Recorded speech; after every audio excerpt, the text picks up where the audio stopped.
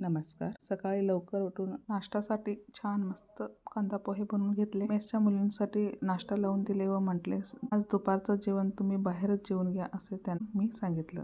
तर मी पण नाश्ता करत करत एक सिरियल बघत असतो. ते 5 मिनिटाचं असतं. आम्ही पण तयार होऊन 9 वाजता सुटलो.